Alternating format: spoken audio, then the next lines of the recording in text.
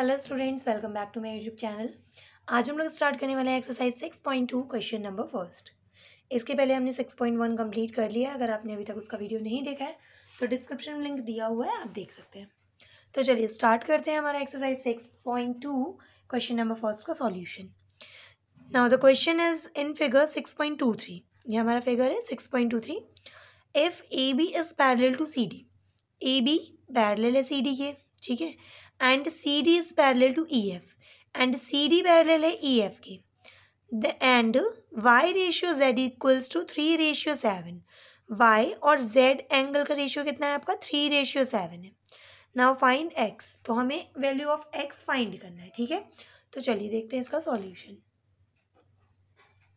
So first हमें given है, क्या गिवन है क्वेश्चन में आपको कि लाइंस ए बी पैरेलल है सी डी के and C D is parallel to E F. Parallel है दैट मीन्स कि ये एक दूसरे को कट नहीं करेंगी, okay. And Y ratio Z equals to आपको दिया है 3:7। तो देखिए, जब भी रेशियो को हम किसी भी उसमें हटाते हैं, ठीक है, रेशियो से वैल्यू को जब हम अलग करते हैं तो यहाँ पे कोई ना कोई कांस्टेंट वेरिएबल क्या हो जाता है, इसमें मल्टीपल हो जाता है। तो कांस्टेंट हमारा क्या हो जाएगा? के। तो यहाँ पे हो जाएगा ये 3k हो जाएगा वाई की वैल्यू, एंड जेड की वैल्यू हो जाएगी 7k, ठीक है। अब हमें फाइंड क्या करनी है? तो हमें फाइंड करनी है वैल्यू ऑफ एक्स। तो value of X equals to question mark, ठीक है। तो चलिए देखते हैं, इसका सॉल्व करते हैं अब आगे। तो देखिए, first A B is parallel to C D, A B and C D parallel है, ठीक है। इसी तरह C D and E F ये भी पैरेलल है। तो पहली तो आप यही ध्यान रखिए, अगर ये वाई है दैट मीन्स कि इसका अपोजिट, मतलब ये भी क्या होगा वर्टिकली अपोजिट एंगल से, ये भी वाई हो जाएगा, ठीक है। तो मान लीजिए ये इंटरसेक्ट कर रही है जी एच आई पॉइंट्स पे, ठीक है, जी एच आई पॉइंट्स पे ये इंटरसेक्ट करते हैं, मतलब ये इंटरसेक्टिंग पॉइंट जो है जी है, एच है एंड आई है। तो यहाँ पे हम लिख लेंगे angle G H C equal होगा डी एच आई के, ठीक है। यहाँ से हमने लिया है जी एच सी, मतलब ये वाला हमारा y इक्वल होगा डी एच आई के, मतलब ये वाले y के। तो ये दोनों क्या हो गए? Vertically opposite angle. किस कंडीशन से लिखा हमने? ये वर्टिकली अपोजिट एंगल्स, ठीक है। अब यहाँ पे देखिए, तो ये जो y हमारा, ये दोनों ही y आ जाएंगे, मतलब ठीक है, दोनों की वैल्यू किसके बराबर होगी? y के बराबर। अब आप ध्यान दीजिएगा, यदि कोई लाइन फॉल करती है या दो लाइंस पे इंटरसेक्ट करती है तो एक ही साइड बनने वाले एंगल क्या होते हैं? 180, क्योंकि ये क्या होंगे? ट्रांसवर्सल एंगल होंगे, ठीक है। तो angle y plus angle z equal क्या आ जाएगा हमारा? 180 डिग्री। तो ये किस कंडीशन से आएगा आपका? ट्रांसवर्सल एंगल की कंडीशन से। ट्रांसवर्सल एंगल की कंडीशन क्या होती है? If two lines are parallel to each other and third line is fall या intersect, ठीक है।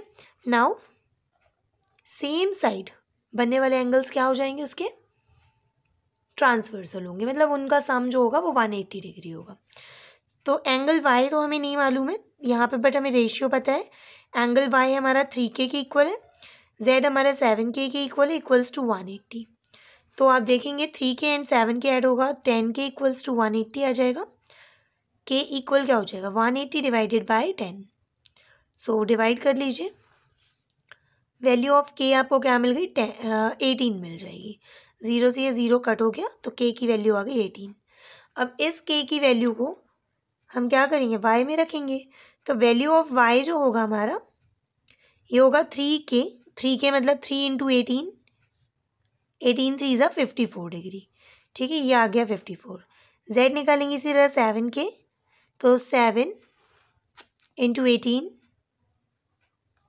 तो आपका ये कितना हो जाएगा? 18 7 ज़ा 126 डिग्री, ठीक है। तो y और z हमने निकाल लिया।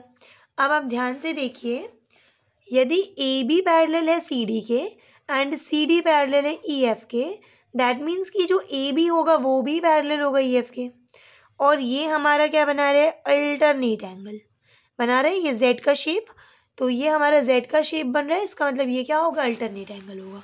तो यहाँ पे हम लिख लेंगे A B is parallel to C D and C D is parallel to E F, then A B parallel C D parallels to E F. ठीक है, तो ये हमारा आ गया। अब यहाँ पे आप देखिएगा ड्रॉ में इस टाइप से आपको शेप मिल रहा है, ये हमारा ए है, ये हमने इंटरसेक्टिंग पॉइंट जी माना है, ये जेड है और यहाँ पर एफ है।